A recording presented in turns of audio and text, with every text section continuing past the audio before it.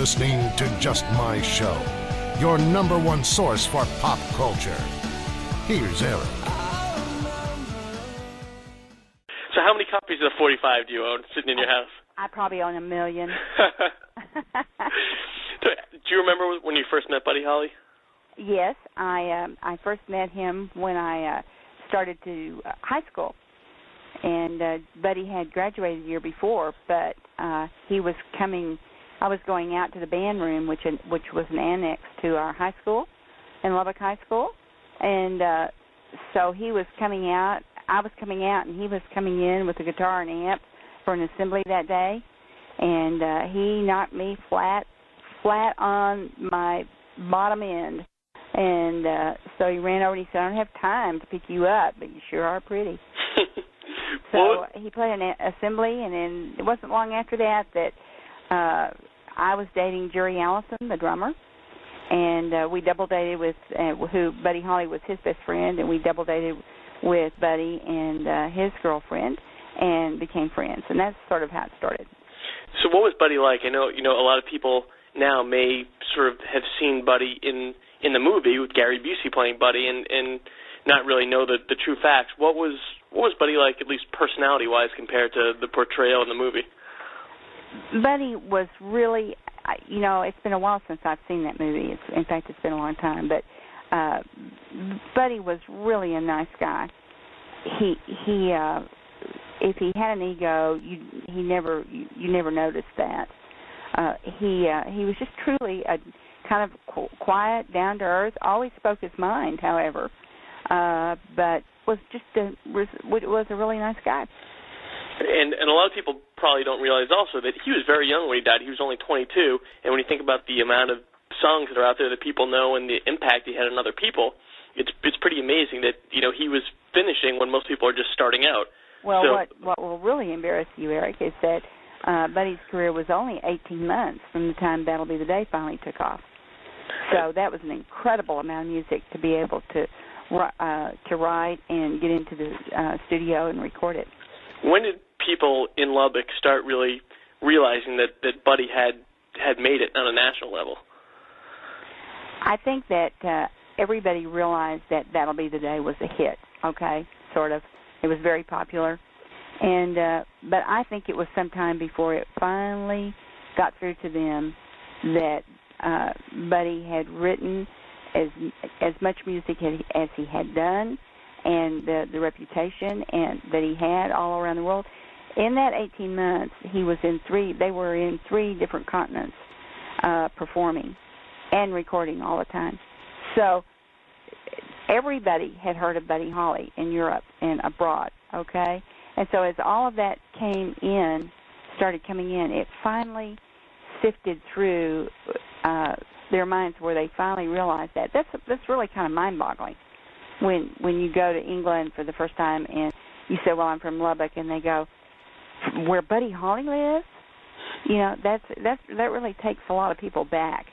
I think now they have it. Now they've got it, but it took a while. So let's talk about Peggy Sue, because this song could have ended up very different, and your life could have ended up a little different, because as some people may not realize, it was originally written as Cindy Lou.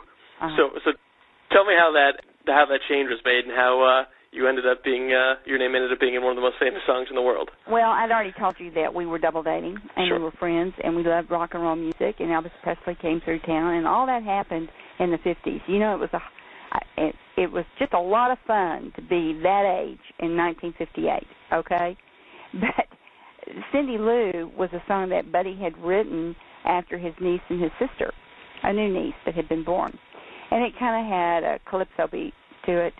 And when he got over to Clovis, New Mexico to record it, he and the rest of the guys, it just didn't come off. I mean, it just didn't turn out well in the studio. And now, of course, you know what I mean by that. And so he started rewriting the song. And as he did, Jerry Allison said, "Well, let's put Peggy Sue's name on that," because I had been dating Jerry Allison. And Buddy said, "Okay." And that's how it became Peggy Sue.